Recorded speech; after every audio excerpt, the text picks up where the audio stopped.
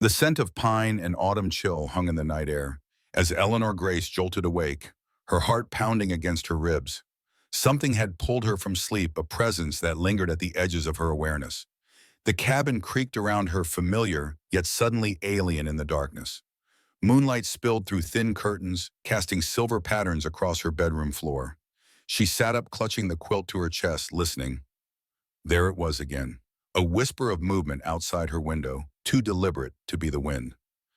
Eleanor slipped from bed, her joints protesting as she moved across the cold wooden floor. At 65, she had grown accustomed to the complaints of her aging body, but tonight adrenaline dulled the aches. The window offered a view of her yard and the dense Montana forest beyond. Nothing moved in the moonlight. Then a shadow shifted, darker than the night around it, flowing like smoke between the ancient pines. Not an animal, not a person. Something else entirely. Eleanor's hand went instinctively to the silver pendant hanging around her neck, a wolf with sapphire eyes that seemed to glow in the darkness. Her grandmother's final gift pressed into her palm 50 years ago, with words that had shaped her life since "remember who you are, even when others forget." The shadow paused at the edge of the trees as though sensing her gaze. For one heart-stopping moment, it seemed to look directly at her, though it had no eyes she could discern. Then it flowed away, heading north toward the Silver Ridge territory. "The children," Eleanor whispered, certainty blooming like ice in her chest. She dressed quickly, pulling on jeans and a thick sweater, comfortable hiking boots worn from years traversing these woods.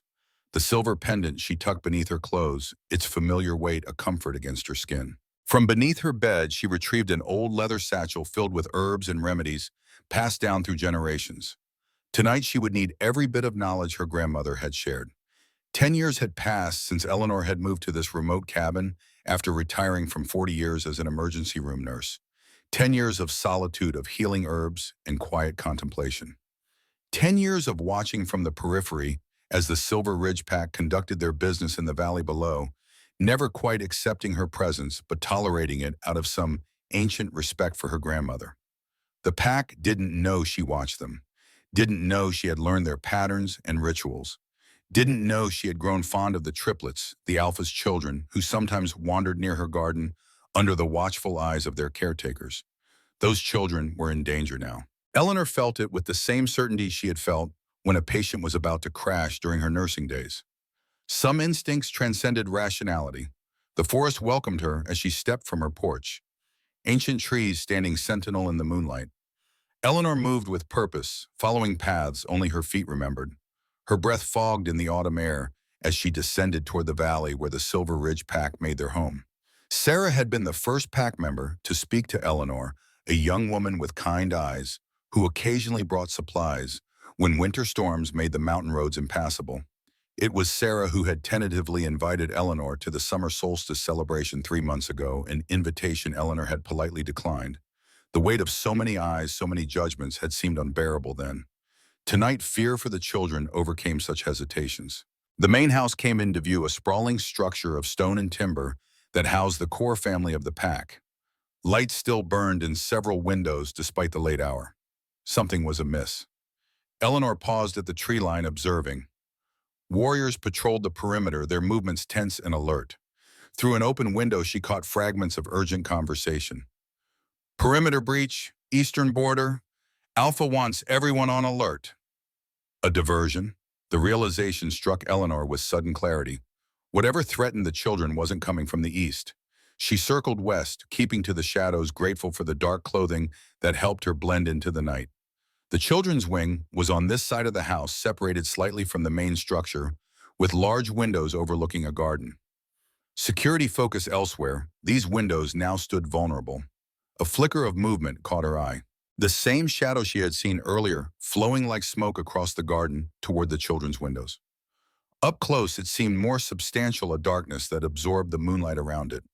As it approached the window, long fingers like twisted branches extended from the mass, reaching for the glass. Eleanor's blood ran cold.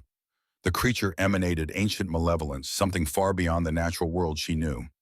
Yet fear couldn't paralyze her, not when innocent lives hung in the balance.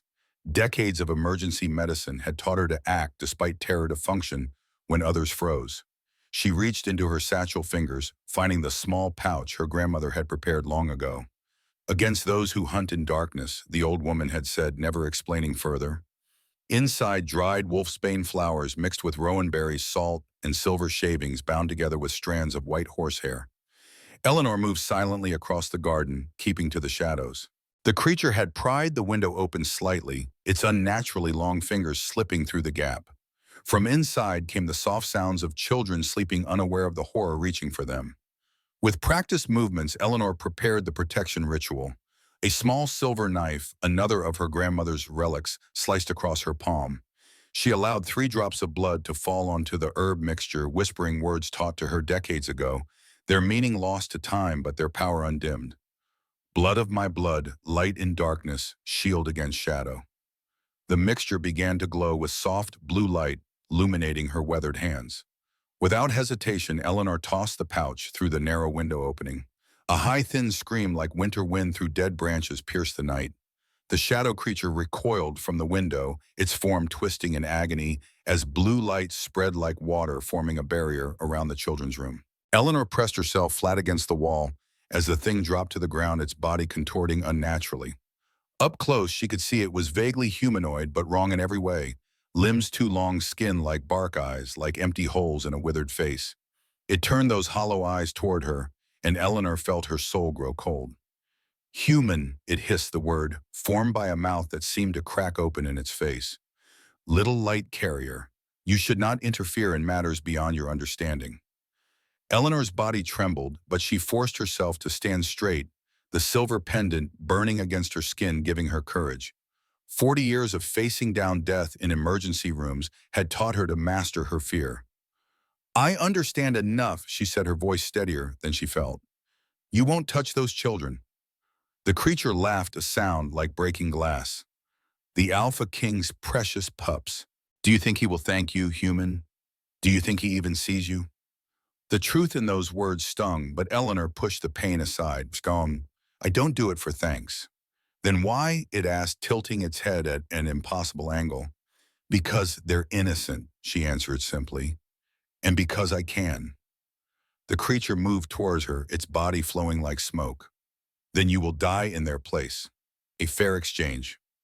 Eleanor backed away, knowing she couldn't outrun it, couldn't fight it. The protection spell would hold for the children, but she had nothing left to shield herself. She gripped her grandmother's pendant, praying for a miracle. The night air suddenly grew heavy, charged with power that made her hair stand on end. A low, rumbling growl vibrated through the darkness, primordial and terrifying in its rage. From the shadows emerged a massive black wolf, larger than any natural animal could be. Its eyes glowed amber in the darkness, fixed on the shadow creature with murderous intent. Behind it, more wolves appeared, teeth bared in silent snarls. The shadow creature froze, then began to retreat, its form becoming less substantial. You dare! The voice that filled the night was human, yet layered it with something ancient and powerful. It seemed to come from the black wolf, though its mouth did not move. You dare enter my territory, threaten my children. The bargain was made, the creature hissed. A life for a life. If not the pups, then another must pay the price. The massive wolf stalked forward. There was no bargain, only a lie told by one who will pay with her own blood. Eleanor's mind reeled. Someone had made a deal with this creature. Someone had offered the Alpha's children as payment. The revelation struck her like a physical blow. The creature seemed to shrink before the Alpha's advance, but its hollow eyes fixed on Eleanor one last time. Ask your fallen Luna what price she was willing to pay for immortal beauty, it said. Ask what blood she promised when her own life failed her. With a sound like tearing silk, it dissolved into the shadows, leaving only the scent of decay behind. Eleanor stood, frozen blood still dripping from her palm, as the black wolf shifted, bones cracking, fur receding. In moments, a man stood where the wolf had been, naked and magnificent in the moonlight. He radiated such power and fury that Eleanor couldn't look directly at him. One of his warriors hurried forward with a robe, which he donned without taking his eyes off her. What did you do? He demanded, closing the distance between them in 3 long strides. Eleanor found her voice after a moment. Protection spell. For the children. Show me. With shaking hands, Eleanor led him to the window. The blue light still shimmered around the room, and through the glass they could see 3 small forms sleeping peacefully in their beds, unaware of the danger that had stalked them. The alpha, pressed his palm against the barrier, and Eleanor felt a jolt of energy pass between them, as though the spell recognized him. The blue light pulsed once, then allowed his hand to pass through. "Blood magic," he said, turning those golden eyes back to her. "Old magic, human magic, yet not entirely human." Eleanor met his gaze momentarily, forgetting her fear in the face of his scrutiny. He was younger than she had expected, perhaps 45, with midnight black hair streaked with silver at the temples. His face bore the lines of someone who carried heavy responsibilities. But there was something else there too, a vulnerability beneath the strength. "You risked your life for my children," he said, his voice softening slightly. It wasn't a question, but Eleanor answered anyway. "Anyone would have?" "No." His voice was like gravel, deep and rough with emotion she couldn't identify. "Anyone would not have. My own Luna." He broke off, pain flashing across his face before the mask of authority returned. Slowly he reached out, taking her injured hand and turning it palm up to examine the cut she'd made for the protection spell. The touch of his skin against hers sent a shock of electricity up her arm, making her gasp. The alpha froze, his eyes widening as they locked with hers. Something passed between them, something ancient and undeniable that made the world around them fade to insignificance. "Impossible," he whispered. But there was wonder in his voice, not denial. Before Eleanor could ask what he meant, shouts erupted from the direction of the main house. Warriors were returning from patrol, their expressions grim. "Alpha Blackwood," one called. "We found signs of intrusion all along the eastern perimeter, deliberate, a distraction." Garrett Blackwood, the alpha of Silver Ridge Pack, released Eleanor's hand reluctantly. "The threat came here instead," he said, gesturing toward the children's window. "This woman protected my children from an ancient evil while we chased shadows." The warriors looked at Eleanor with new eyes, assessment replacing the dismissal she was accustomed to receiving from pack members. "Secure the perimeter," Garrett ordered. "Double the guard tonight. I want every inch of our territory patrolled until dawn." As the warriors moved to obey, Garrett turned back to Eleanor. "You have my gratitude," he said formally. Then his voice dropping lower, "and my curiosity.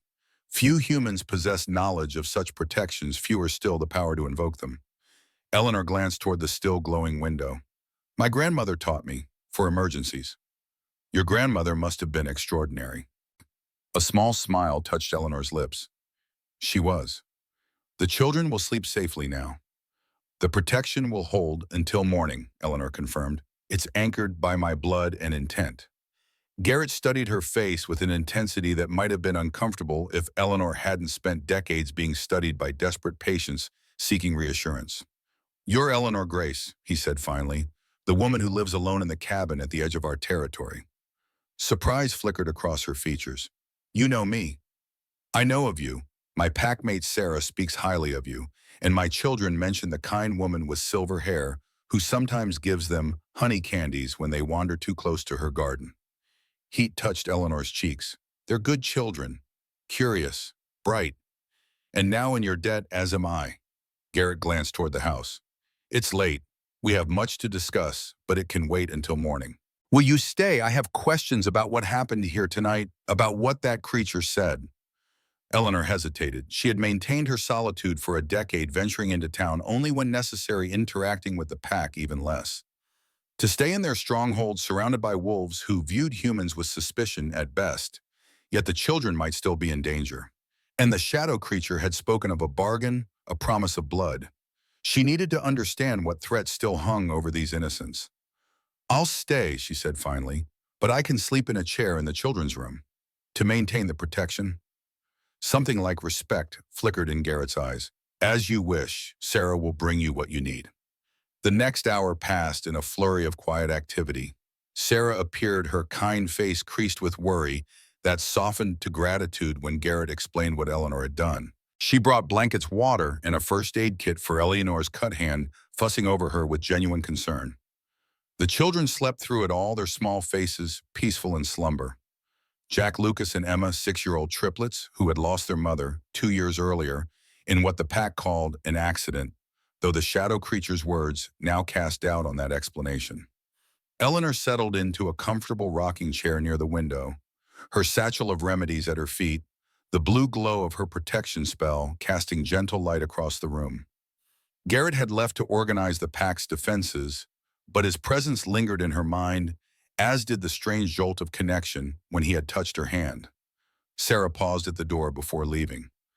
"What you did tonight," she said softly, "protecting the children when you didn't have to, the pack won't forget it." Eleanor smiled tiredly. "I was simply in the right place at the right time." Sarah shook her head. "It was more than that. The Void Stalker is ancient and dangerous. Few would stand against it, fewer still survive the encounter." She hesitated, then added, "Alpha Blackwood has been alone since Catherine died. The children, too. They need someone who sees their worth beyond their status." Before Eleanor could respond to this cryptic statement, Sarah slipped from the room, leaving her alone with the sleeping children and her thoughts. Through the window, the moon hung full and heavy in the night sky, casting silver light across the forest. Eleanor found her gaze drawn repeatedly to it, a strange longing building in her chest that she couldn't name. Her pendant seemed warm against her skin, almost alive with energy. The quiet was broken by a small voice. "Miss Ellie." Eleanor turned to find Emma, the only girl among the triplets, sitting up in bed, her golden eyes so like her father's wide in the dim light. "I'm here, little one," Eleanor said softly, moving to sit on the edge of the bed. "Did you have a bad dream?" Emma shook her head, her dark curls bouncing. "I felt the blue light. It's pretty. Did you make it?" Eleanor hesitated, unsure how much to explain to a child so young. "Yes, I did. It's a special light to keep you safe while you sleep." The little girl reached out, touching Eleanor's pendant with small fingers. "Your necklace glows too, inside, like you." A chill ran down Eleanor's spine at the child's perception. "Does it now?" Emma nodded solemnly. "Grandpa Irving says some people have old magic in their blood. Do you have old magic, Miss Ellie?" "Perhaps I do," Eleanor said, smoothing the child's hair back from her forehead. "Now back to sleep, sweetheart. Morning will be here soon enough." Emma lay down obediently but kept her eyes on Eleanor. "Will you stay? Daddy gets sad at night. The bad dreams come for him, too." Eleanor's heart constricted at the simple observation. "I'll stay until morning," she promised. The child smiled, her eyes drifting closed. "Good. Maybe your blue light will keep Daddy's bad dreams away, too." Soon Emma's breathing deepened into sleep once more, joining her brothers in peaceful slumber. Eleanor returned to her chair, pondering the little girl's words. Children often saw truths adults missed, their perceptions unclouded by preconceptions. The night deepened around the house, the sounds of the pack's activities gradually quieting. Eleanor dozed lightly, decades of hospital night shifts having trained her to rest while remaining alert to any change in her patient's conditions. The blue glow of the protection spell pulsed gently, synchronized somehow with her own heartbeat. She woke fully when the door opened silently just before dawn. Garrett stood there, his powerful frame silhouetted against the hallway light. He had changed into simple clothes, jeans, and a dark Henley that did nothing to diminish his commanding presence. "They're still sleeping," Eleanor whispered, rising from her chair. Garrett nodded, moving into the room with surprising grace for a man his size. He stood looking down at his children, naked love and fierce protectiveness evident in his expression. "They're everything to me," he said quietly, the admission seeming to surprise him as much as Eleanor. "When Catherine died, they became my whole world." Eleanor remained silent, recognizing that this was not a man who shared his feelings easily. "The creature that came for them," he continued after a moment. "You called it a protection spell. You knew what it was." "Not precisely," Eleanor admitted, "but my grandmother taught me to recognize evil when it appears, to protect against it." "Your grandmother must have been remarkable." "She was." Eleanor touched her pendant unconsciously. "She prepared me for many things, though I'm only now beginning to understand some of her lessons." Garrett's gaze fixed on the pendant. That symbol, the wolf with sapphire eyes, it's an ancient sigil of the boundary keepers, those who walk between the human and wolf worlds. His eyes lifted to hers, intense and searching. "Who exactly was your grandmother, Eleanor Grace?" The question hung between them, weighted with implications Eleanor was only beginning to comprehend. Before she could answer, Lucas stirred in his bed, sitting up and rubbing his eyes. "Dad," he mumbled, then brightened, seeing Eleanor. "Miss Ellie, you came to visit." Soon all three children were awake, their excitement at finding Eleanor in their room dispelling the serious conversation. They climbed from their beds, surrounding her with questions and chatter that showed no trace of the danger they had so narrowly escaped. Garrett watched with a mixture of amusement and thoughtfulness as Eleanor answered their questions patiently, her manner with the children revealing a warmth and gentleness that contrasted with the courage she had shown facing the Void Stalker. "Miss Ellie saved you from bad dreams last night." He told them, a simplification that seemed to satisfy the children. "Can she stay for breakfast?" Jack asked eagerly. "Cook is making pancakes today." Garrett looked at Eleanor, one eyebrow raised in question. "The invitation stands if you are willing. We have much to discuss." Eleanor hesitated only briefly. The mystery of the shadow creature, the bargain it had mentioned, the strange connection she had felt with Garrett, and most importantly, the continued safety of these children who had somehow worked their way into her heart. All of these demanded answers. "I'd like that," she said simply. Garrett nodded, satisfaction evident in his expression. "Children, go with Sarah to get ready for breakfast," he said as the young woman appeared in the doorway. "Miss Eleanor and I need to talk before joining you." The children protested, but eventually allowed themselves to be led away, extracting promises from Eleanor that she wouldn't leave without saying goodbye. When they were gone, Garrett closed the door, his demeanor shifting from father to alpha. "Last night," he began without preamble, "when I touched your hand, you felt it too. Don't deny it." Eleanor's breath caught at the memory of that electric connection. "I felt something, yes." "What was it?" "A true bond," he said, watching her face carefully. "Rare even among wolves, nearly unheard of between wolf and human. A connection of souls that transcends ordinary relationships." Eleanor shook her head, disbelief warring with the certainty that had bloomed in her chest at his words. "That's impossible. I'm 65 years old, a retired nurse who lives alone in the woods. You're an alpha werewolf in his prime. What possible connection could we have?" "Age means nothing to the bond," Garrett said, moving closer. "And you are not merely human, Eleanor Grace. The magic you worked last night, the pendant you wear, the way the Void Stalker spoke to you, there is wolf blood in your veins, however diluted by time and generations." Eleanor's hand went to her pendant, memories stirring of things her grandmother had told her, peculiarities she had noticed throughout her life. Her uncanny ability to sense danger, her affinity for the wilderness, the way animals responded to her presence. "My grandmother," she said slowly, "never knew her parents. She was raised by an old woman at the edge of a wolf territory in Minnesota. She never spoke much about her past, but she taught me things. Knowledge that seemed to come from another time." Garrett nodded as if this confirmed something he had suspected. The Boundary Keepers were often foundlings with mixed blood raised in the borderlands between human and wolf territories. They carried ancient knowledge, preserved magic that predated the division between our kinds. He paused, then continued more gently. "The true bond between us doesn't demand anything, Eleanor. It simply exists, a recognition of complementary souls. What we choose to do with it is up to us."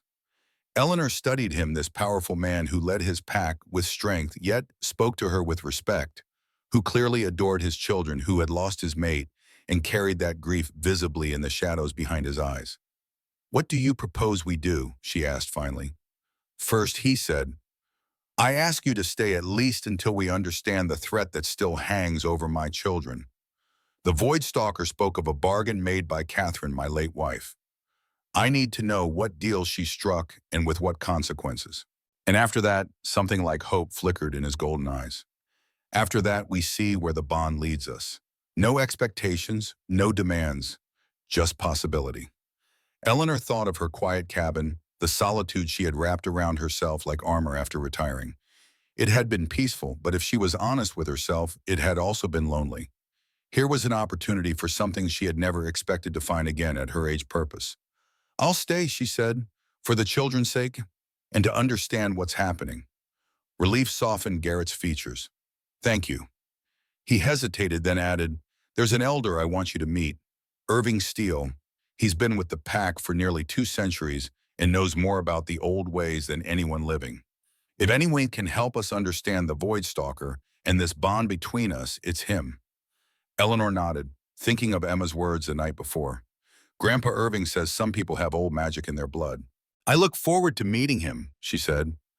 Garrett moved toward the door, then paused, looking back at her with an expression she couldn't quite read.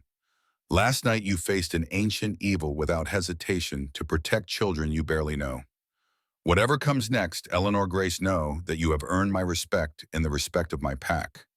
You are not alone anymore. The words touched something deep in Eleanor's heart, a loneliness she had carried for so long, she had almost forgotten it was there. Not alone anymore. The prospect was as terrifying as it was exhilarating. As they left the room together, the blue glow of the protection spell finally faded, its purpose fulfilled. But the connection it had revealed, the ancient magic it had awakened, was only beginning to unfold. Eleanor felt it humming in her blood, in the pendant against her skin, in the strange bond that now linked her to this alpha and his children. Something her grandmother had told her long ago echoed in her mind. There will come a day when the moon calls to the wolf in your blood.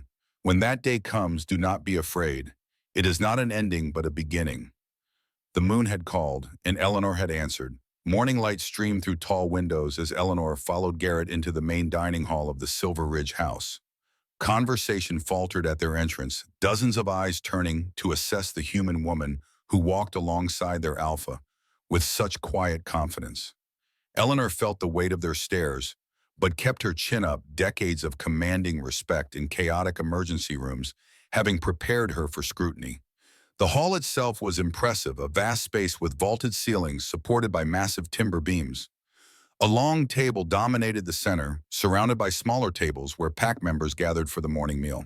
The aroma of coffee, bacon, and pancakes filled the air, unexpectedly homey in such a grand setting. The triplets spotted them immediately, waving enthusiastically from their seats near the head of the main table. Jack had syrup already smeared across one cheek, while Emma appeared to be explaining something important to Lucas, her small hands gesturing emphatically. They looked so normal, so innocent, blissfully unaware of how close they had come to being taken in the night.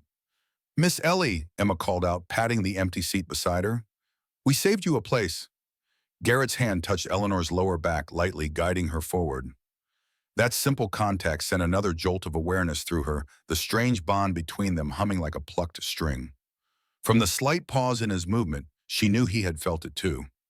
The dining hall had gone quiet, all eyes tracking their progress toward the main table.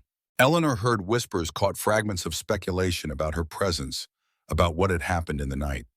News traveled quickly in a pack, it seemed.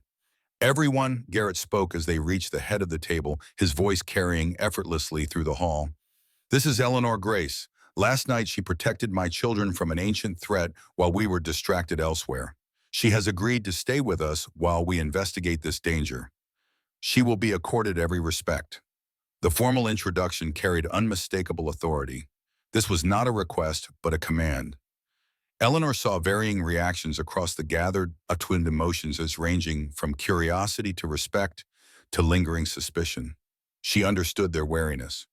Wolves were naturally protective of their territory, and she was an outsider. "Thank you for your hospitality," she said simply, her voice steady and warm. Emma tugged at her hand, urging her into the seat that had been saved. "Do you want blueberries in your pancakes? Cook makes them special if you ask." Eleanor smiled at the little girl, grateful for her uncomplicated acceptance. Blueberries sound wonderful. Breakfast passed in a blur of activity. The triplets monopolized much of Eleanor's attention, asking questions about her cabin, her herbs, the stories she sometimes told them when they encountered her on their walks. Their easy affection stood in stark contrast to the measured assessment of the adults around them. Sarah, seated nearby, offered gentle smiles of encouragement, while others in the pack approached one by one to introduce themselves.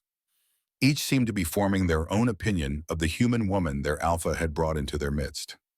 Garrett handled the subtle politics with practiced ease, neither pushing Eleanor forward nor allowing her to be ignored. It was a delicate balance, and Eleanor found herself admiring his leadership skills.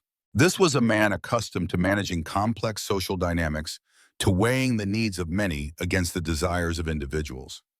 As the meal drew to a close, Garrett leaned toward Eleanor. "Irving has agreed to meet with us. He rarely leaves his quarters these days, so we'll go to him." Eleanor nodded, dabbing her mouth with a napkin before rising. The triplets immediately protested. "But you just got here," Jack complained, his lower lip jutting out in a practiced pout. "Miss Ellie needs to talk with Grandpa Irving," Garrett explained patiently. "Adult business. You'll see her later." "Promise?" Emma asked, fixing Eleanor with those golden eyes so like her father's. "Promise," Eleanor replied, touched by the child's attachment. Perhaps I can tell you a story before bed tonight. This pacified the triplets, who allowed Sarah to lead them away for their morning lessons.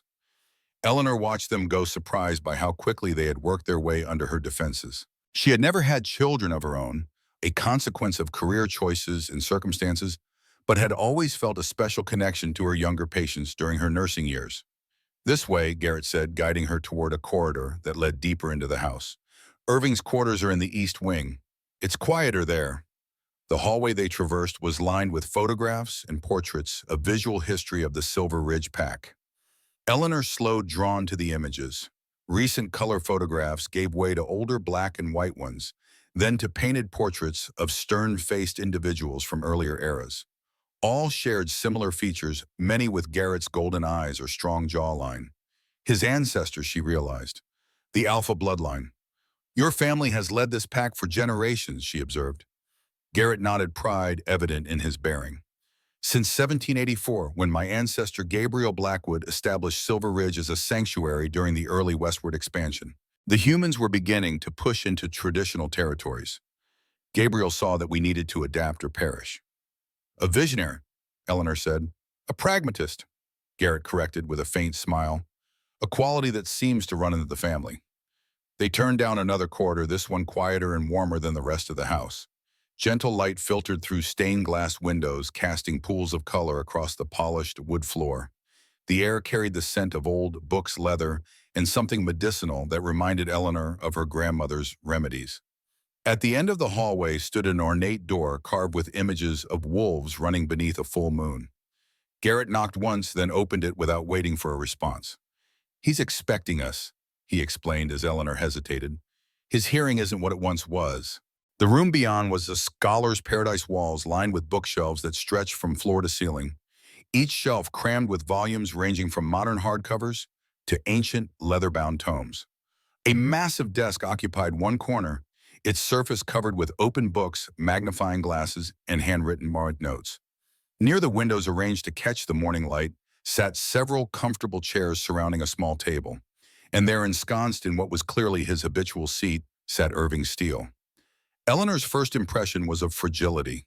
The old wolf was thin, his body seeming almost too slight for the heavy woolen sweater he wore, despite the warmth of the room. White hair fell in soft waves to his shoulders, and a neatly trimmed beard covered his jaw. But as she approached, Eleanor revised her assessment. There was nothing fragile about those eyes, pale blue and sharp with intelligence, or the way he held himself spine straight despite his evident years. "So this is the boundary keeper who saved our pups," Irving said, his voice surprisingly strong and melodious for one who appeared so aged. "Come closer, child. Let me look at you properly." Child. The term might have been patronizing from anyone else, but from a man who had lived for 2 centuries, Eleanor supposed it was accurate enough. She moved forward, stopping before his chair.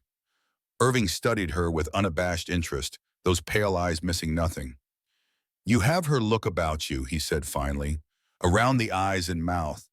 Eliza always did have a distinctive way of holding herself." Eleanor stiffened in shock. "You knew my grandmother?" A smile transformed Irving's weathered face, erasing decades. "Knew her, my dear. I taught her half of what she knew about herbcraft. The other half, of course, she taught me." He gestured to the chair opposite of his. "Sit, please. We have much to discuss, and these old bones don't stand as long as they once did." Eleanor sank into the indicated chair, mind reeling. Garrett took the seat beside her, his expression suggesting this revelation was as unexpected to him as it was to her. "Tea?" Irving asked, indicating a steaming pot on the table between them. When Eleanor nodded, he poured with surprisingly steady hands, passing her a delicate cup. "Chamomile and lavender with just a touch of lemon balm. Good for settling the nerves after confrontations with ancient evils." Despite everything, Eleanor smiled at his matter-of-fact tone. "You make it sound like a common occurrence." "More common than one might hope, less common than one might fear," Irving replied cryptically. "Now tell me exactly what transpired last night. Leave nothing out, no matter how insignificant it might seem." Eleanor recounted the events in detail, from her awakening at the cabin, to the confrontation with the shadow creature, to the strange connection she had felt when Garrett touched her wounded palm. Irving listened without interruption, those keen eyes watching her face, occasionally nodding as if she had confirmed something he already suspected. When she had finished, Irving set his teacup down carefully. "The Void Stalker," he said, naming the creature with evident distaste. "It has been nearly 70 years since one last breached our territory. They are ancient beings, neither good nor evil in human terms, but dangerous. They feed on life force blood, being merely the conduit. They honor bargains to the letter, while twisting their spirit." "It mentioned a bargain made by Catherine," Garrett said, his voice tight with suppressed emotion. "It suggested her death wasn't an accident." Irving's expression grew grave. "I feared as much. Catherine was troubled in the months before her death, obsessed with aging, with her fading beauty. She came to me asking about preservation magics, about ways to maintain youth. I warned her such magics always exact a terrible price. She made a deal with this thing," Eleanor said, the pieces fitting together, "offered her children's blood in exchange for immortal beauty, and then died before the bargain could be fulfilled," Irving confirmed, "leaving the debt unpaid. Such entities do not relinquish claims easily. It will return seeking payment in one form or another." "How do we fight it?" Garrett demanded, his hands clenching into fists on his knees. "How do I protect my children?" Irving's gaze shifted to Eleanor. "The protection spell you cast it held against the Void Stalker. Few modern practitioners could achieve such a feat." He leaned forward slightly.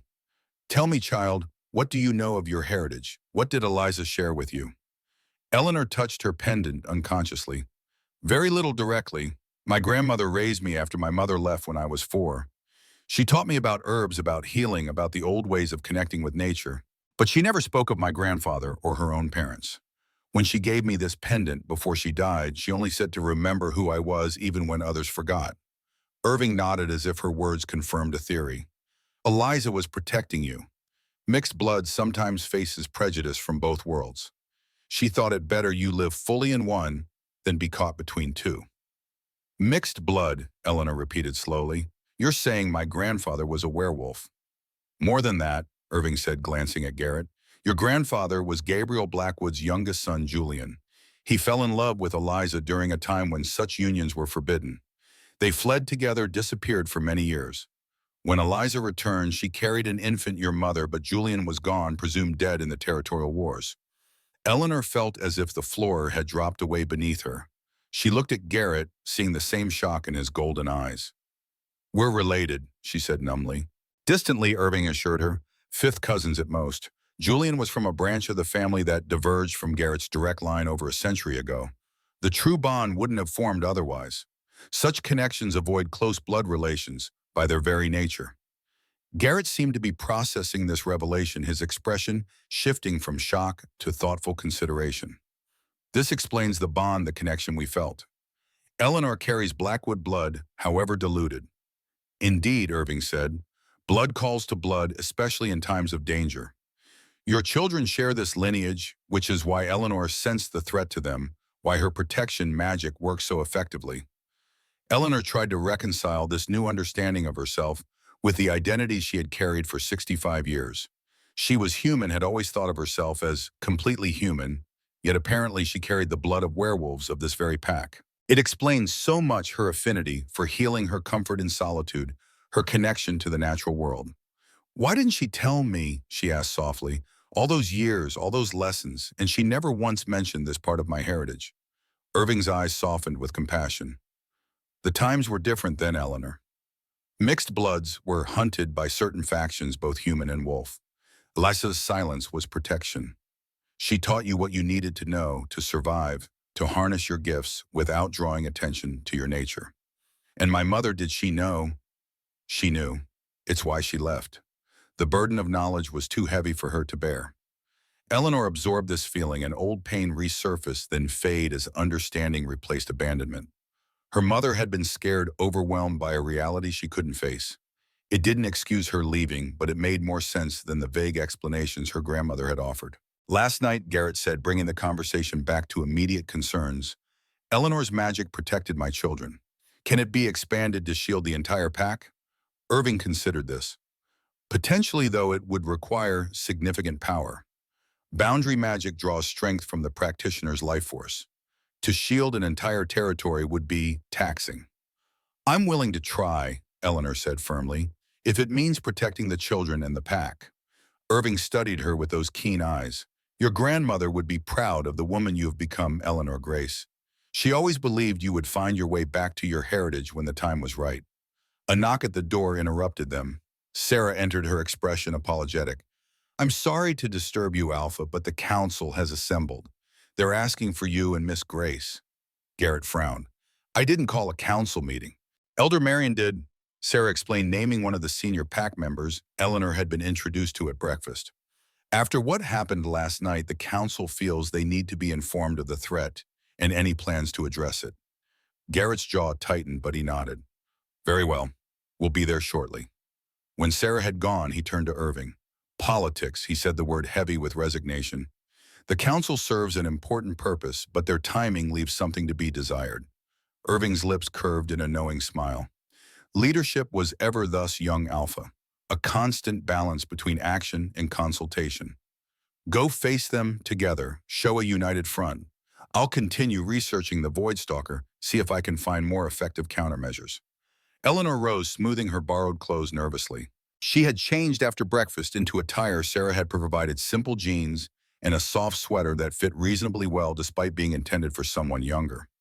How should I address the council, she asked Garrett as they left Irving's quarters.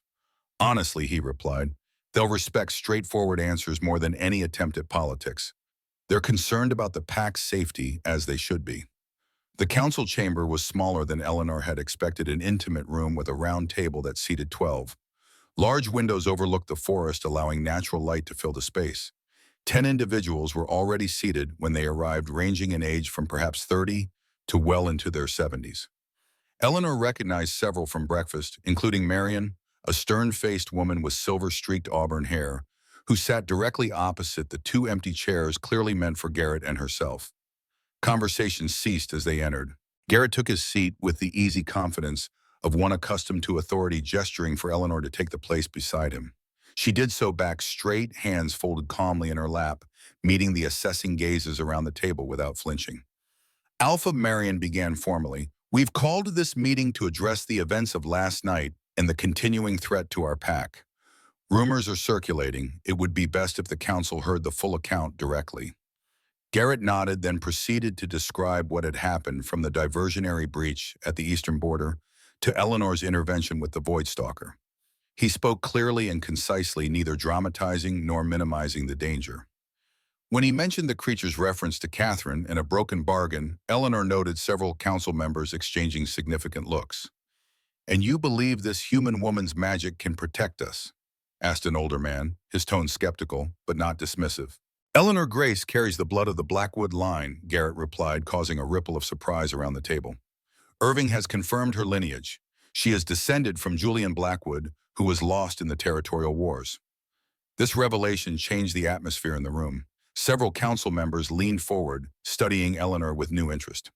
Julian's bloodline, Marion murmured. We thought it lost to us. Not lost, Eleanor said, speaking for the first time. Just hidden for protection. My grandmother Eliza raised me with knowledge of the old ways, though she never explained their origin. I've spent my life as a healer, first as a nurse in human hospitals, then practicing traditional medicine in retirement.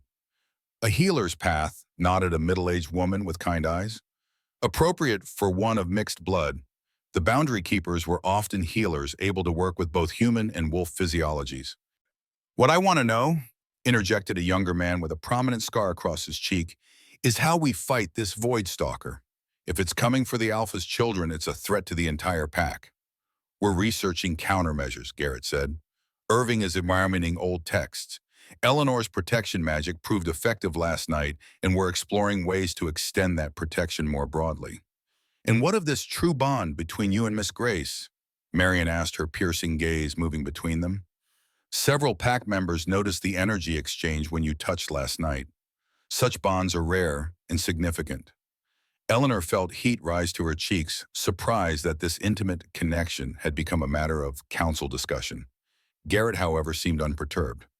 The bond exists, he confirmed. Its nature and implications are still becoming clear to us. For now, it serves as another connection between Eleanor and the pack, strengthening her ability to help protect us. The council members murmured among themselves, and Eleanor sensed that, while the bond raised questions, it also lent her a legitimacy in their eyes she might otherwise have lacked.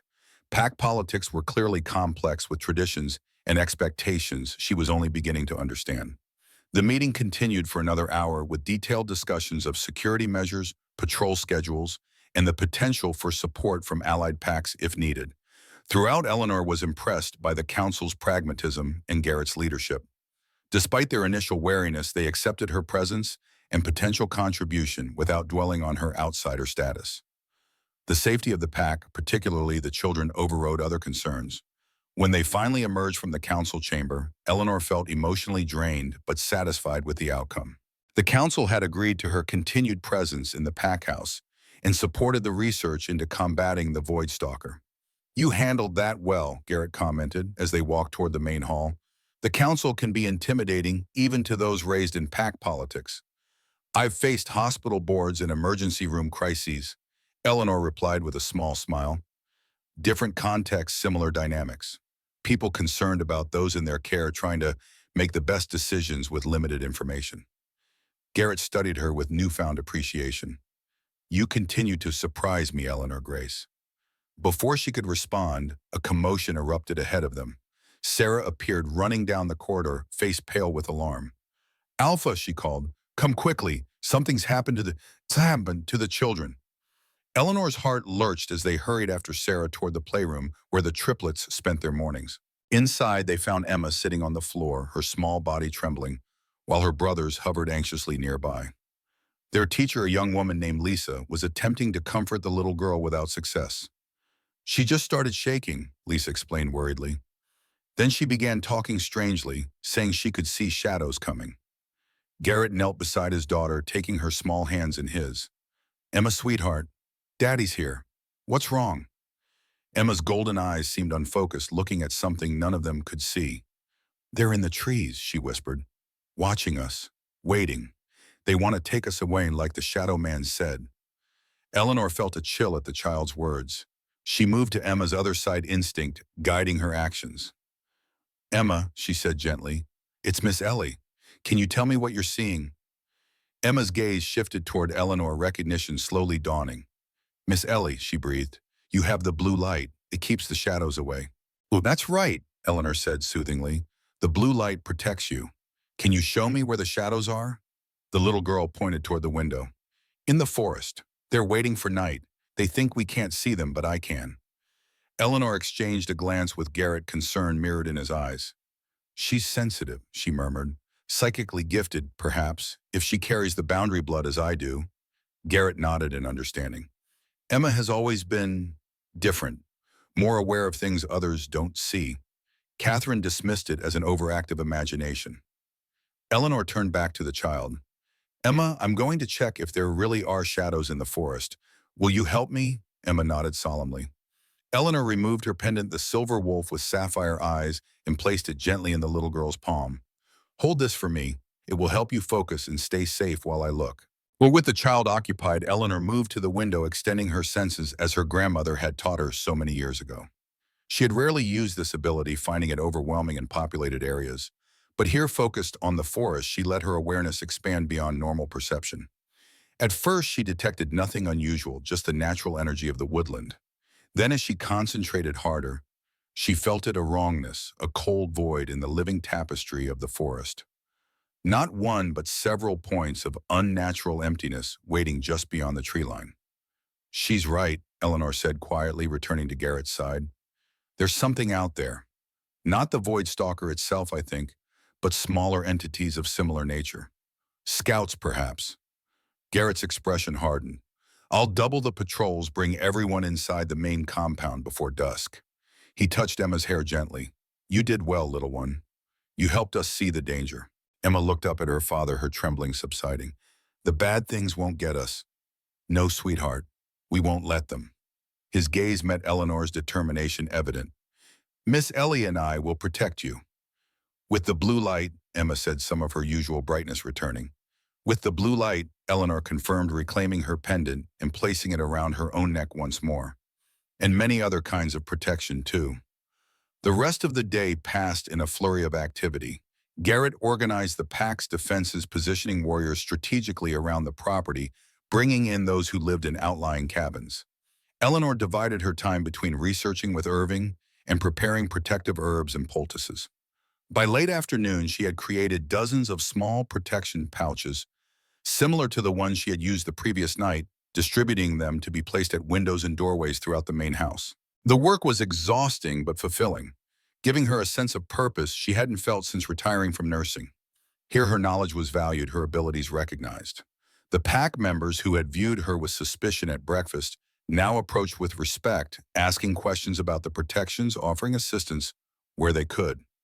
As evening approached, Eleanor found herself in the kitchen brewing a large pot of tea infused with calming herbs. The tension in the house was palpable, especially among those with children. A little anxiety was warranted given the threat, but too much could be counterproductive. Sarah found her there looking harried but determined.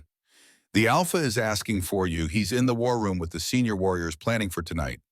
Eleanor nodded, pouring the tea into a large carafe. "I'll bring this with me. Many of them have been on edge all day. It will help clear their thinking." The war room turned out to be a modern conference room on the first floor, its walls covered with maps of the territory and surrounding areas.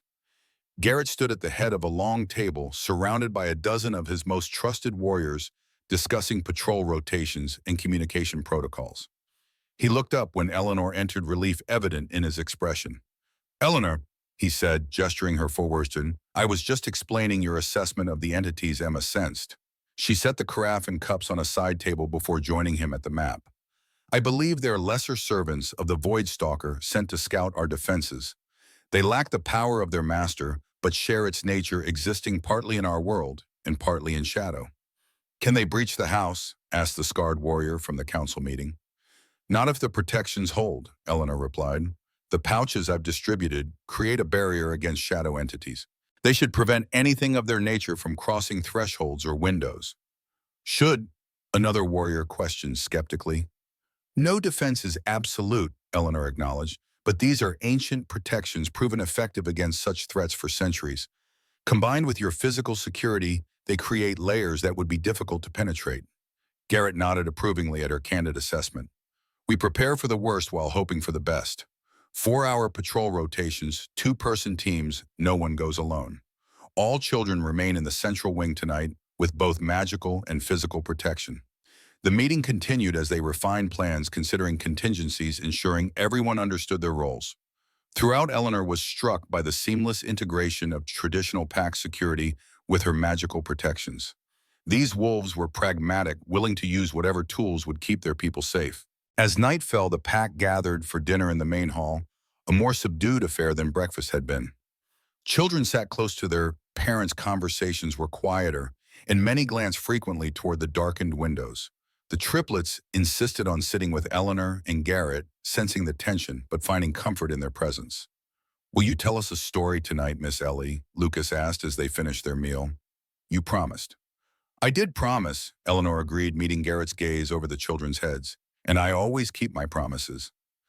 Later, after the children had been settled in the central wing, Eleanor sat in a rocking chair between the triplets' beds, her voice soft in the dim light as she told them a story her grandmother had shared with her long ago. It was a tale of a brave wolf who outwitted a shadow thief, driving it from the forest through cleverness rather than strength alone. The children listened raptly, finding courage in the narrative, until their eyes grew heavy and sleep claimed them one by one. Garrett stood in the doorway watching. When the last child had drifted off, he approached silently, his expression unreadable in the low light. "You're good with them," he observed quietly as they left the room together. "They trust you implicitly." "Children often sense more than adults give them credit for," Eleanor replied. "They know when someone genuinely cares for their well-being." They paused in the hallway, the sounds of the pack preparing for night watches echoing distantly. "Emma's sensitivity," Eleanor said. "Has she shown such abilities before?" Garrett nodded slowly. "Since she was very young, she sees things others don't, knows things she shouldn't. Catherine wanted to suppress it, feared it would make Emma an outsider within the pack." "It's a gift," Eleanor said firmly, "a rare and valuable one. She should be taught to understand and control it, not hide it." "I agree," Garrett said, "but I lack the knowledge to guide her properly."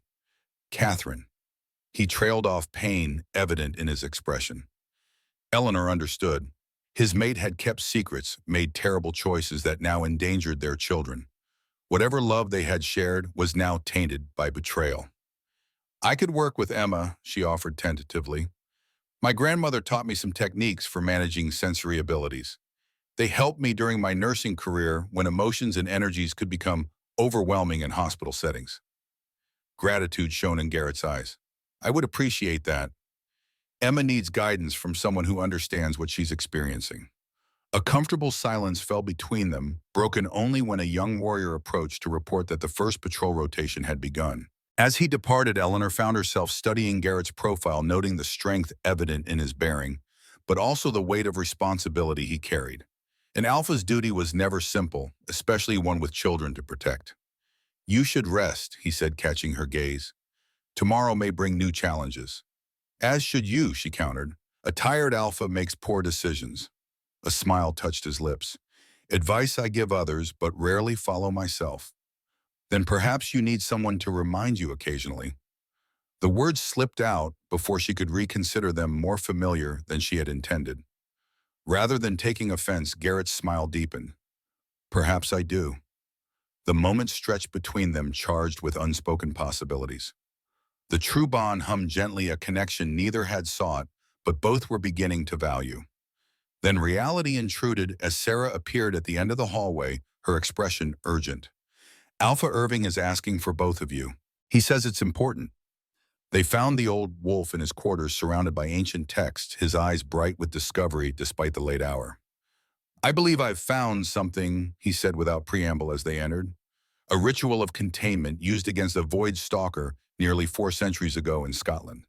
He indicated a yellowed manuscript on his desk, its pages covered in faded ink. "According to this account, a boundary keeper named Moira Fraser trapped a void stalker using a combination of blood magic and lunar energy. The ritual required the combined power of human and wolf bloodlines channeled through a focus object with personal significance to both." "Like my pendant," Eleanor said, touching the silver wolf at her throat. Irving nodded. "Precisely. The ritual created not just a temporary barrier, but a permanent binding, trapping the entity in an object that could then be secured where it could do no harm." Hope kindled in Garrett's eyes. "This could be the solution we need, not just protection, but elimination of the threat entirely." "There is a cost," Irving cautioned, his expression grave.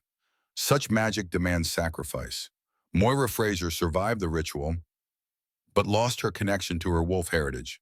Her boundary abilities were burned away in the process." Eleanor absorbed this, considering the implications.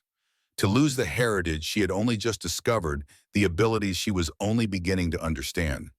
Yet what was that compared to the safety of the children of the entire pack? "Would the same price apply in my case?" she asked. "My wolf blood is already diluted by generations." Irving's gaze was sympathetic. "I cannot say with certainty. The principles of equivalent exchange suggest the cost would be proportional to the power expended. But magic, especially blood magic, follows its own rules." Garrett looked troubled. "There must be another way, one that doesn't require such sacrifice." "We have time to explore alternatives," Irving assured them. "The protective measures Eleanor has implemented will hold for now. I'll continue researching, looking for less costly methods." As they left Irving's quarters, Eleanor sensed Garrett's concern. "I would do it," she said quietly. "If it came to that, I would make the sacrifice willingly." Garrett stopped, turning to face her fully. "You've only just discovered your heritage, only begun to explore what it means to carry the Blackwood blood. To lose that connection. To save innocent lives." Eleanor shook her head. "That's no choice at all. I've lived 65 years without knowing my true nature. If necessary, I can continue doing so." Garrett studied her face in the dim hallway light, something like wonder in his expression. "Your courage humbles me, Eleanor Grace." Before she could respond, a distant howl pierced the night, a sound of alarm that raised the hair on the back of Eleanor's neck. Garrett tensed, instantly alert. "The northern perimeter," he said, already moving toward the main hall. "Something's breached our defenses." Warriors were mobilizing as they reached the ground floor. Weapons being distributed, communications devices checked. Garrett issued rapid orders, organizing a response while ensuring the central wing remained heavily guarded. I'm coming with you, Eleanor said firmly when he turned to her. It's too dangerous, he began, but she cut him off. If it's the Void Stalker or its servants, you will need my knowledge. The warrior's weapons may be useless against such entities. Reluctantly, Garrett nodded. Stay close to me. If I give the order to retreat, you follow it without question. Agreed, she said, retrieving her satchel of herbs and remedies from where she'd left it earlier. Let's go. They moved swiftly through the night, Garrett leading a group of 10 warriors toward the northern perimeter where the alarm had been raised. The forest loomed dark and threatening around them, moonlight filtering through the canopy in silver patches. Eleanor kept pace despite her age, adrenaline, and determination driving her forward. They found 2 warriors at the perimeter line, one supporting his injured companion. Blood stained the wounded man's shirt, 3 parallel gashes visible through the torn fabric. Shadow creatures, he gasped as they approached. 5 or 6 of them. Not like anything I've ever seen. Claws like ice. They came out of nowhere. Eleanor knelt beside him, examining the wounds. Hold still, she instructed, reaching into her satchel for herbs to cleanse and numb the injury. As she worked, she extended her senses, searching for the malevolent emptiness she had detected earlier. They're still here, she said quietly to Garrett. Watching us, waiting. Garrett signaled his warriors to form a defensive perimeter. Can you sense where? Eleanor closed her eyes, concentrating. There, she said after a moment, pointing toward a dense thicket about 50 yards away. And there, another indication, this time toward a massive fallen tree. They're surrounding us. As if her words had summoned them, the shadows began to move. Not the natural shadows of the forest, but darker patches that flowed against the wind, gathering substance as they approached. They were smaller than the Voidstalker had been, but similar in their wrongness, their violation of natural law. Hold your positions, Garrett commanded his warriors. Standard formations. Eleanor completed her treatment of the injured man, then rose to stand beside Garrett, removing her pendant. I can create a barrier, but it will only last as long as I can maintain focus. She began the now familiar ritual, blood and words of power, but this time directing the energy outward to encompass their entire group. Blue light spread from her hands, forming a dome of protection around them. The shadow creatures halted at the barrier's edge, testing it with elongated limbs that recoiled from the light. They circled, seeking weakness, their movements becoming increasingly agitated. They're scouts, Eleanor said through gritted teeth, the effort of maintaining the barrier evident in her voice. Sent to test our defenses to find a way to the children. Can you hold the barrier while we retreat? Garrett asked, concern evident as he noticed her growing strain. Yes, she managed, but we need to move quickly. They began a strategic withdrawal, the injured warriors in the center, Eleanor and Garrett bringing up the rear. The shadow creatures followed, pressing against the barrier, searching for any falter in Eleanor's concentration. Halfway back to the main house, disaster struck. Eleanor, her focus divided between maintaining the barrier and navigating the uneven forest floor, caught her foot on an exposed root. She stumbled, her concentration breaking momentarily. The blue barrier flickered, and in that instant, one of the shadow creatures lunged through the weakness. It struck with unnatural speed, claws raking toward Eleanor's face.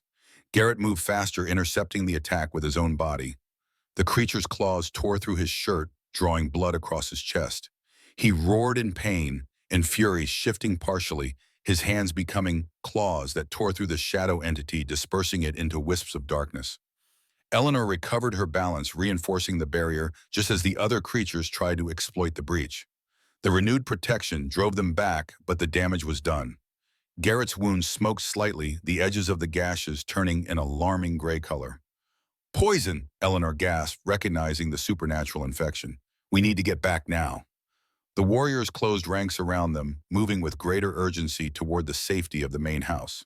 The shadow creatures continued their pursuit, but seemed unwilling to press another attack after seeing one of their number destroyed. By the time they reached the house, Garrett was leaning heavily on Eleanor, his breathing labored skin pale beneath his tan. The wound was spreading gray tendrils, extending outward from the gashes across his chest. Medical room, Eleanor commanded as they entered, her nurse's authority surfacing automatically. And bring my full kit from the guest room. Now. Warriors scrambled to obey as she guided Garrett to the pack's well-equipped medical facility. She helped him onto an examination table, cutting away his ruined shirt to reveal the full extent of the injury.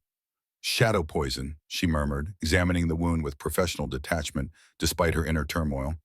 It feeds on life force spreads through the body's energy pathways.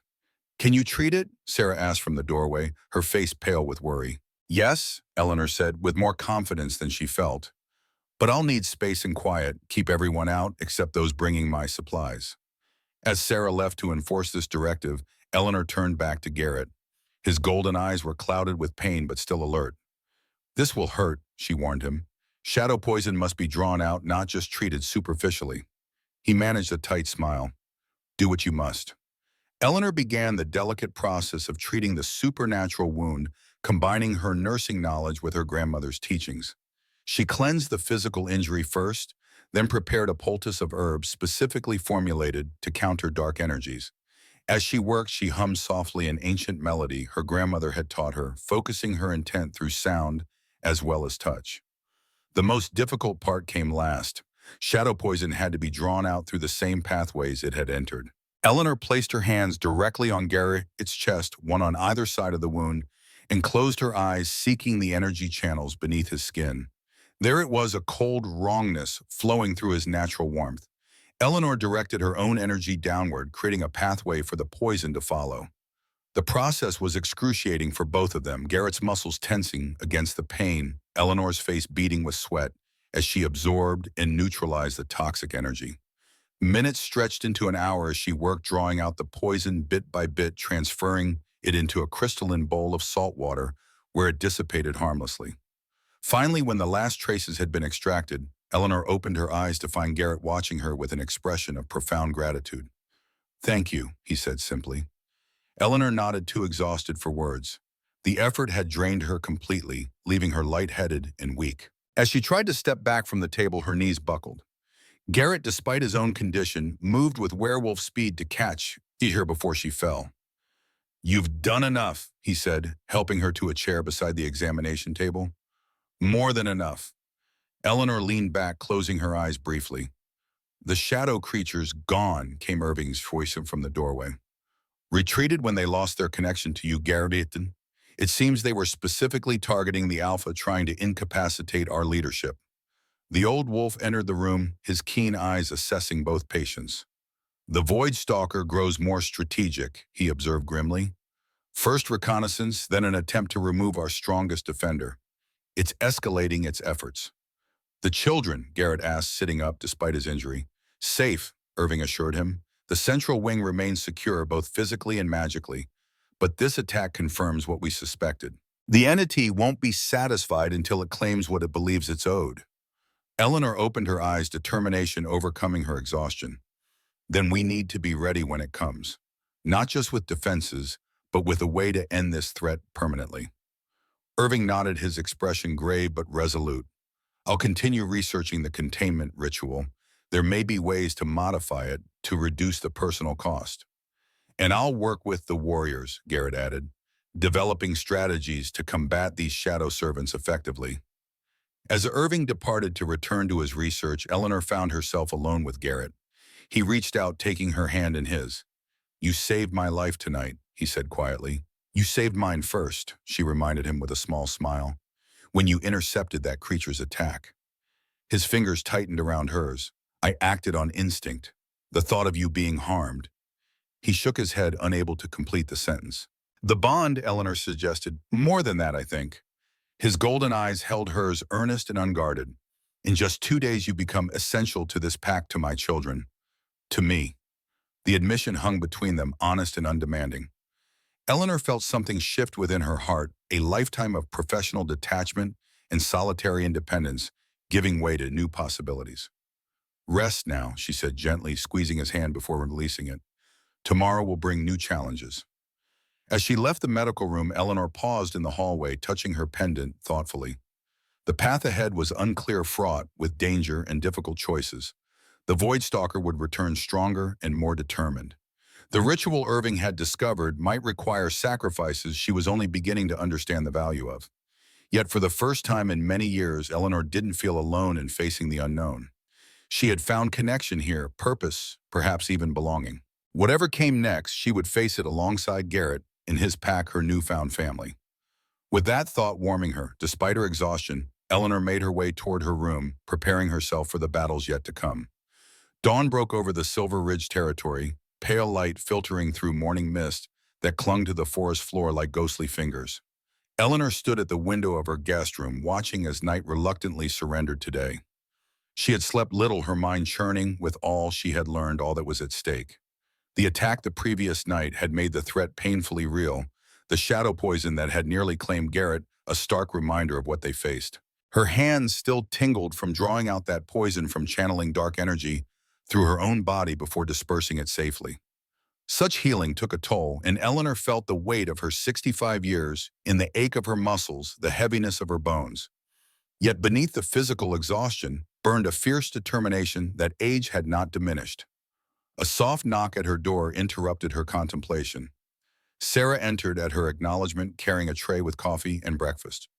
"Irving asked me to bring this to you," she explained, setting the tray on a small table. "He said you'd need your strength today." Eleanor smiled gratefully. "Thank you. How is Garrett this morning?" "Recovering well, thanks to you. Werewolves heal quickly, but without your intervention." Sarah shook her head, leaving the grim possibility unspoken. "The pack is talking about what you did. Even those who were skeptical about a human in our midst are reconsidering their position."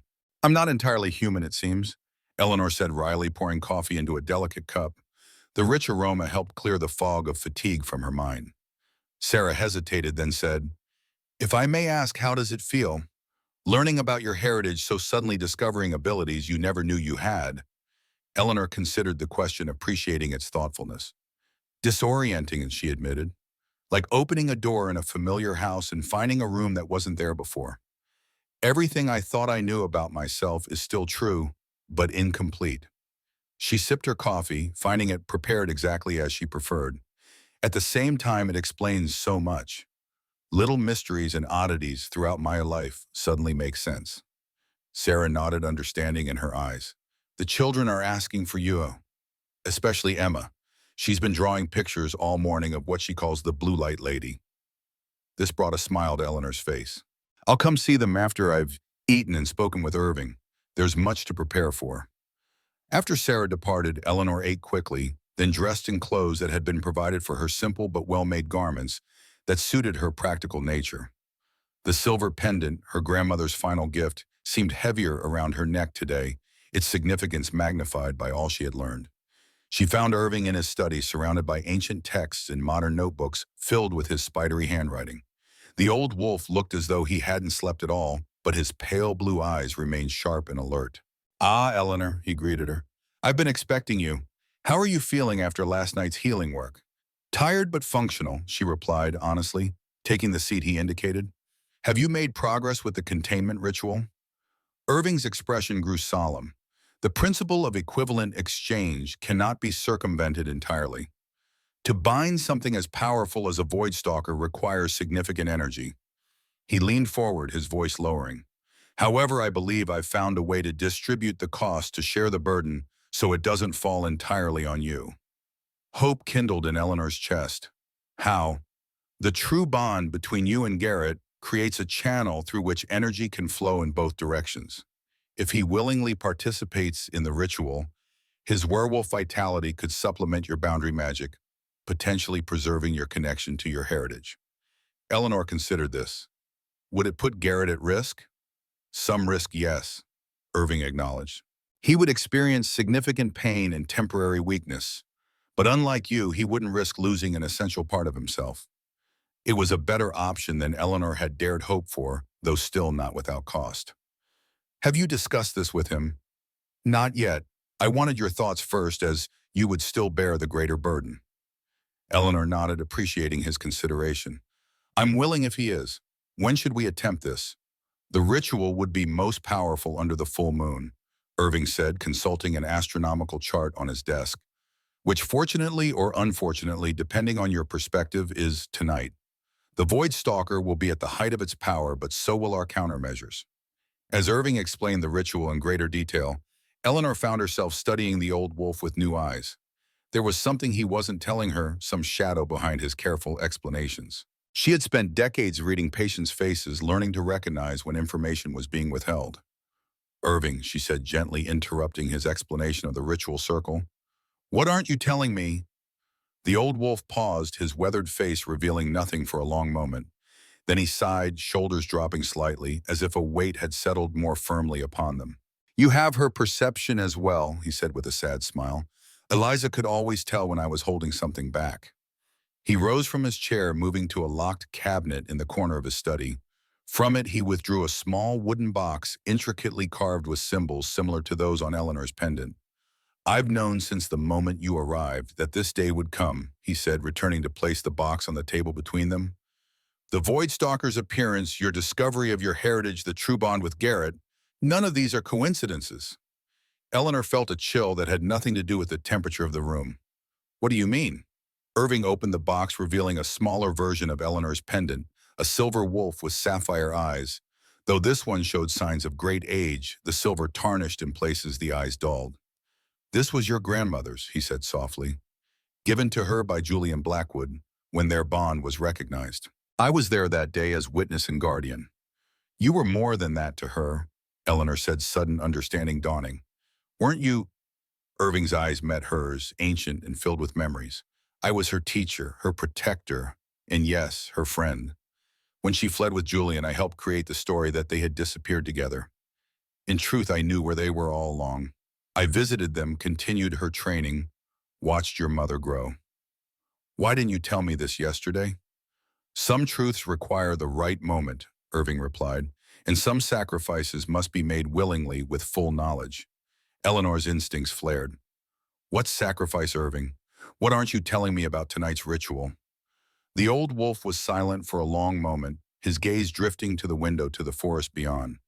"The containment ritual will require three elements: your boundary magic, Garrett's alpha power, and a third component to seal and stabilize the binding."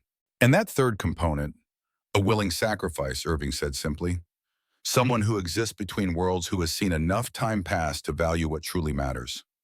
Someone whose life force carries the memory of ancient days, who has lived long enough to recognize when their final purpose arrives." Horror dawned as Eleanor realized what he was saying. "No, Irving, no. There must be another way." "There isn't," he said gently. "I've had 2 centuries to consider this moment, Eleanor. I've lived a full life, longer than any wolf has a right to. When I sensed the Voidstalker's return, I knew why I had been preserved for so long." He smiled, the expression transforming his ancient face. "Every boundary keeper needs a guardian, someone who prepares the way.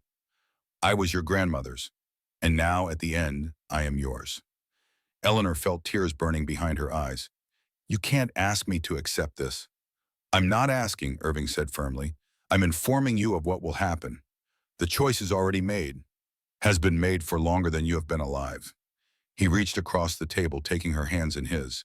"What matters now is that we prepare properly, that we ensure the sacrifice serves its purpose fully."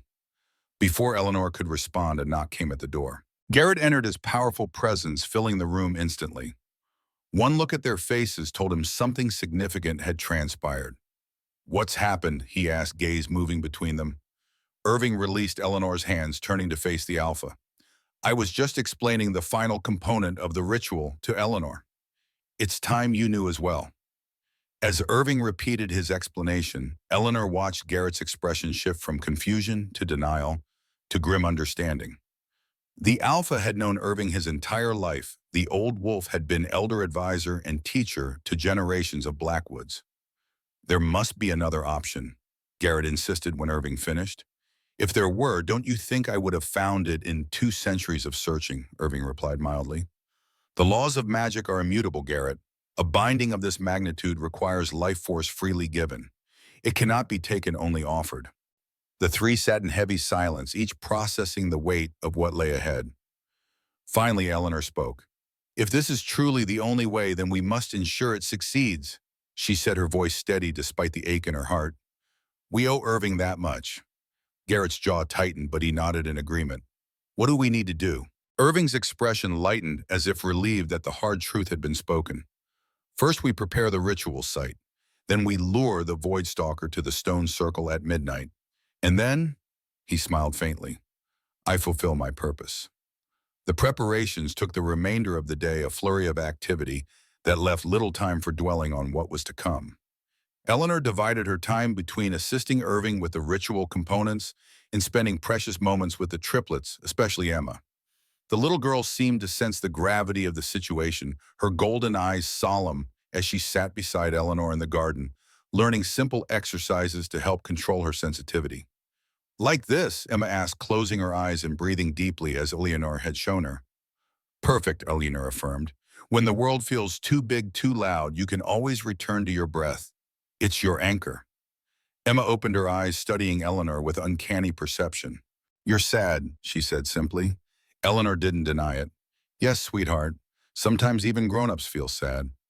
Because of Grandpa Irving. Eleanor's breath caught. What about Grandpa Irving? Emma's small face grew serious. He's going away. To the stars. I saw it in my dream. Fighting back tears, Eleanor pulled the child into a gentle embrace. Your gift is very strong, Emma. Remember what we talked about. How seeing things others don't can be both wonderful and difficult. Emma nodded against her shoulder. It's special, not scary. That's right. Eleanor smoothed the child's dark curls. And Grandpa Irving is making a very special, very brave choice. Because he loves you and your brothers and your father and all of the pack. And you, Emma added, pulling back to look at Eleanor's oyster eyes. He loves you too. Yes, Eleanor whispered. He does. As evening approached, final preparations accelerated. The council gathered for one last meeting, reviewing the defense strategy and evacuation plans should the ritual fail. Warriors prepared weapons specially treated to harm shadow creatures. The most vulnerable pack members, including all children, were secured in the central wing of the house, surrounded by protective wards Eleanor had created. Throughout it all, Irving moved with surprising vigor for one so ancient, directing, advising, ensuring everything was in place for the night ahead. If others noticed his unusual energy, his almost lighthearted demeanor, they attributed it to the urgency of the situation, rather than the peace of one who has accepted his fate. As twilight deepened toward night, Eleanor found herself alone with Irving in the garden, a rare moment of quiet amid the preparations. I have something for you, the old wolf said, drawing a small leather pouch from his pocket. This was meant to be passed to you eventually. Tonight seems appropriate. Eleanor accepted the pouch, opening it to find a delicate silver chain with a small crystal pendant, clear as water, but with blue fire seemingly trapped within. It's beautiful, she said, looking up at Irving questioningly. It belonged to Julian, Irving explained. Your grandfather made it for Eliza, a symbol of their bond. After he died, she couldn't bear to wear it, but she kept it for your mother, who in turn left it behind when she departed. I've held it in trust, waiting for the right moment, the right bearer. Eleanor's throat tightened with emotion. Irving, I don't know what to say. Say that you'll remember, he replied simply. Not just me, but all of us who came before. The boundary keepers, the guardians, the ones who walk between worlds. Say that you'll pass on what you know to Emma, who carries the gift more strongly than any I've seen in generations. I promise, Eleanor whispered, clutching the pendant tightly. Irving smiled satisfaction in his ancient eyes. Then my work is nearly complete. He gazed up at the darkening sky where the first stars were beginning to appear. It's a good night for an ending, and for a beginning. The journey to the stone circle was conducted in solemn silence, warriors moving ahead and behind their small group, alert for any sign of the shadow servants. The forest seemed to hold its breath as they passed animals, falling silent leaves stilling their rustle, as if the very woods knew what was to come. Eleanor walked beside Garrett, both of them flanking Irving, who moved with determined steps despite his apparent frailty. The old wolf carried a wooden staff carved with symbols that matched those in his books, its surface polished by centuries of handling. The stone circle awaited them in a natural clearing, massive monoliths thrust up from the earth like the vertebrae of some enormous beast. Moonlight gleamed on their weathered surfaces, illuminating carved symbols nearly eroded by centuries of exposure. As they approached, Eleanor felt the change in the air, a subtle pressure against her skin, a humming in her bones that spoke of ancient power and thin boundaries between worlds. Irving moved to the center of the circle, directing the placement of candles, herbs, and crystals with precise instructions. The Void Stalker will be drawn here by the power convergence, he explained as they worked, especially once we begin the ritual. The energies we raise will act as both beacon and lure. Warriors established a perimeter around the clearing weapons, ready expressions grim but determined. Garrett conferred briefly with his second-in-command, a tall woman named Diane whose tactical insight had impressed Eleanor during the council meeting. As the final preparations were completed, Irving drew Eleanor and Garrett to the center of the circle. "It is almost time," he said, his voice strong despite his age. "Eleanor, your pendant." With a pang of reluctance, Eleanor removed her silver Wolf pendant, the companion of so many years. She placed it carefully on the flat stone at the center of the circle that might once have been an altar. "When the Void Stalker appears," Irving instructed, "you must allow it to approach the circle's center to believe it is about to feed. Only when it is fully committed can the binding take hold." Eleanor nodded, her throat tight with unspoken emotion. She wanted to plead with Irving one last time to search for another way, but the certainty in his eyes stopped her.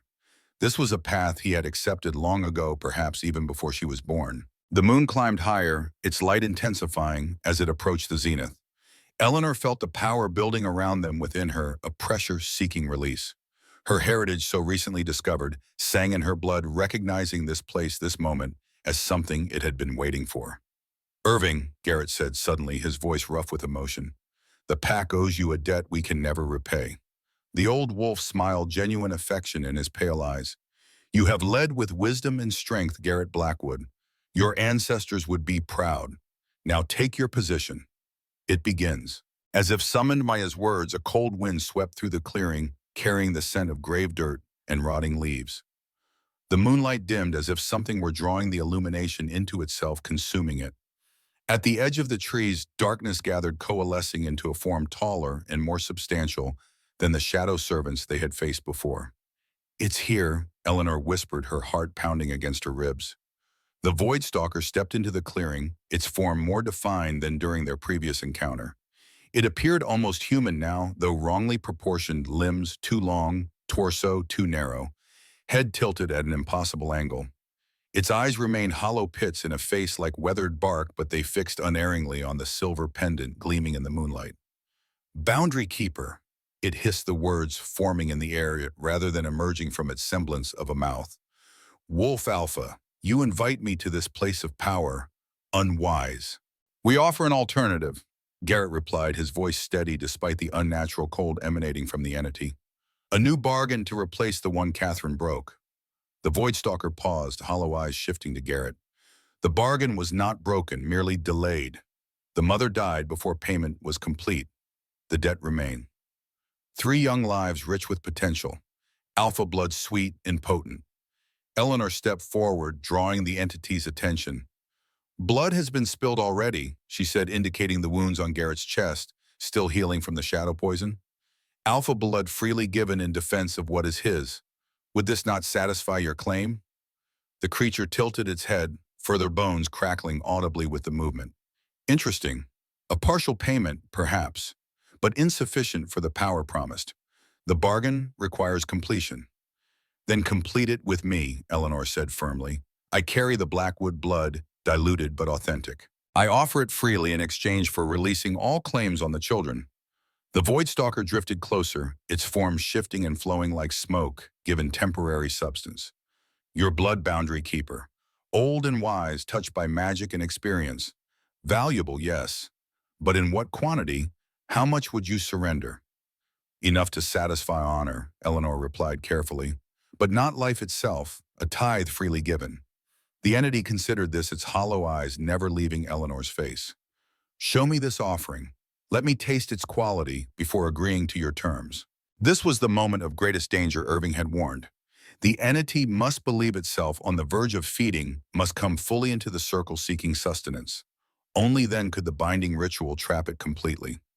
Eleanor extended her hand, the same small silver knife she had used for protection magic poised above her palm.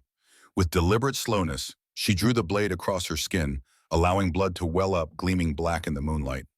The Voidstalker made a sound like winter wind through dead branches, hunger and anticipation mingled. It moved forward, entering the perimeter marked by herbs and crystals. The warriors tensed, but held their positions as instructed. "Now, Garrett," Eleanor said quietly as the Voidstalker reached for her bleeding hand. Garrett grasped her other hand, completing the circuit. Eleanor began the ritual words, ancient syllables that felt both foreign and familiar on her tongue. Knowledge passed through generations of boundary keepers. Garrett joined her, his deeper voice harmonizing with hers, the true bond between them flaring to life. The Voidstalker froze, realization dawning too late. Deception, it hissed, trying to retreat. But the circle had closed around it, power flowing through the standing stones, through Eleanor and Garrett, through the very earth beneath their feet. Blue light erupted from the pendant, expanding outward to form a dome that trapped the entity at its center. It fought furiously, its form shifting and stretching as it sought escape, claws of shadow raking against the magical barrier. The pressure of its resistance transferred through the bond to Eleanor and Garrett, manifesting as physical pain that threatened to break their concentration. Eleanor gritted her teeth, maintaining the flow of ritual words despite the agony building in her chest. Beside her, Garrett growled, partial transformation rippling across his features as his wolf nature responded to the threat. The Voidstalker howled, a sound that existed partly in this world and partly beyond, rattling the standing stones and sending wildlife fleeing for miles around. It gathered itself for one final assault against the barrier, drawing on reserves of power that made the air shimmer with distortion. Now, Irving called, stepping forward into the center of the circle. The binding is ready. The old wolf raised his staff, striking it against the stone altar where Eleanor's pendant lay. A shockwave of pure energy radiated outward from the impact, momentarily freezing everything within the circle. The Voidstalker's writhing form, Eleanor and Garrett's joined hands, even the air itself seemed to crystallize into perfect stillness. In that suspended moment, Irving began to glow with an internal light. First silver like moonlight, then blue like Eleanor's protection magic, then finally gold, the color of life itself. The light poured from him in waves, flowing toward the pendant, enveloping the Voidstalker in a cocoon of radiance. "Irving!" Eleanor cried, trying to reach for him, but finding herself unable to move, still bound to the ritual. The old wolf turned to her, his face serene despite the obvious pain the process was causing him. "This is as it should be," he said, his voice somehow reaching her despite the roaring energies around them. "I have lived long enough to see the circle complete, to witness your return to the pack, to know that what was broken will be mended through you." The light emanating from Irving intensified, becoming almost too bright to look at directly. The Voidstalker shrieked in fury and fear, its form compressing, drawn inexorably toward the pendant, despite its desperate resistance. "Remember who you are," Irving said, his form beginning to blur at the edges, becoming translucent as the light poured out of him. "Remember all of us who came before, and teach those who will follow." With those words, Irving's physical form dissolved completely into pure light, a blinding flash that filled the entire clearing. When Eleanor could see again, blinking spots from her vision, the old wolf was gone. In his place, a sphere of golden light hovered above the altar, stones slowly descending to envelop the silver pendant. The Voidstalker gave one final unearthly cry as it was pulled completely into the pendant.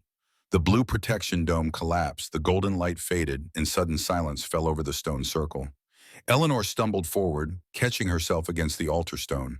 The pendant lay there, unchanged in appearance, except for the sapphire eyes, which now contained swirling depths that had not been there before. "Irving," she whispered, tears streaming down her face. "Oh, Irving." Garrett stepped to her side, his own eyes bright with unshed tears. He said nothing, merely placing his hand on her shoulder in silent support. After a moment of shared grief, Garrett carefully lifted the pendant, using a pair of silver tongs Irving had prepared, placing it in the protective box. The moment the lid closed, sealed with wax, inscribed with symbols of containment, Eleanor felt a weight lift from the air. The oppressive presence of the Voidstalker was gone, completely and irrevocably bound. But so was Irving, his life force sacrificed to ensure the binding's permanence. The knowledge sat like a stone in Eleanor's heart as they made their way back to the pack house, warriors forming a protective circle around them, the box containing the pendant carried with reverent care. The days that followed passed in a haze of grief and adjustment. A formal ceremony was held to honor Irving's sacrifice, attended by representatives from neighboring packs who had known and respected the ancient wolf. Stories were shared of his wisdom, his courage, his occasional mischievous humor that few had witnessed, but all appreciated. Eleanor found solace in caring for the children, especially Emma, whose sensitivity had been heightened by the events. The little girl often spoke of seeing Irving in her dreams, describing him as made of stars now, in a way that brought both pain and comfort to those who heard her. And As for Eleanor herself, the binding ritual had exacted its price. Her connection to her wolf heritage remained, but diminished, a banked ember rather than a roaring flame. Yet other abilities had strengthened her. Healing magic in particular had grown more potent, as if infused with some portion of Irving's ancient knowledge. 3 months after the binding, the council formally acknowledged Eleanor's position within the pack. Not as a traditional Luna. Her relationship with Garrett was built on mutual respect and shared purpose, rather than romantic love, but as something new, healer, elder, guardian of boundaries. On the evening of her investiture, Eleanor stood on the porch of the pack house, watching as autumn painted the forest in hues of gold and crimson. So much had changed since that night when she had awakened to sense danger stalking through the darkness. "Deep thoughts?" Garrett asked, joining her at the railing. Remembering, Eleanor replied, smiling slightly. "It seems impossible that so much could change in such a short time." Garrett's hand covered hers on the railing, warm and solid. "Do you regret it? Coming here, discovering your heritage, facing the Void Stalker, what was lost?" Eleanor considered this, looking out over the territory that had become home in a way her solitary cabin never truly had. "I lost much," she acknowledged. "The pendant, a deeper connection to my wolf blood Irving." Her voice caught on the name. "But I gained so much more." She turned to face Garrett fully. "Family, purpose, a place where my knowledge and experience are valued." In the yard below, the triplets played with the other pack children, their laughter carrying up to the porch. Emma looked up, sensing their attention, and waved enthusiastically before returning to her game. "She's thriving under your guidance," Garrett observed. "They all are." "They're remarkable children," Eleanor said. "Emma especially. Her gift grows stronger each day, but she's learning to control it rather than being controlled by it." "Thanks to you," Garrett said. "Irving knew what he was doing, bringing you to us. He saw further than any of us." The mention of Irving brought a pang of grief, but also a warm certainty. "He did, and I intend to honor his faith in me." She touched the crystal pendant she now wore alongside the silver chain Irving had given her connection to both sides of her heritage. A comfortable silence fell between them, broken only when Sarah appeared at the door to announce that representatives from the neighboring Stone Creek pack had arrived for the alliance ceremony. "I'll be right there," Garrett assured her. When they were alone again, he turned back to Eleanor. Ready to make history, the first boundary keeper to serve as formal advisor to 4 allied packs. Eleanor smiled, straightening her shoulders. At 65, she had believed her most significant contributions were behind her. How wonderfully wrong she had been. "Ready," she affirmed. As they walked back inside together, Eleanor felt something stir within her, the ember of her heritage glowing slightly brighter. Perhaps with time and care, it might rekindle more fully. But even if it remained as it was, a distant echo of what might have been, she was content with what she had found instead. The moon would rise full again tonight, its silver light bathing the forest that was now her home. And beneath that light, surrounded by the family she had discovered in the unlikeliest of circumstances, Eleanor Grace, boundary keeper and healer, would continue the legacy Irving had entrusted to her, connecting past to present, heritage to future. Just as her grandmother had promised all those years ago, "Remember who you are, even when others forget." Eleanor remembered, and in remembering had found her true self at last.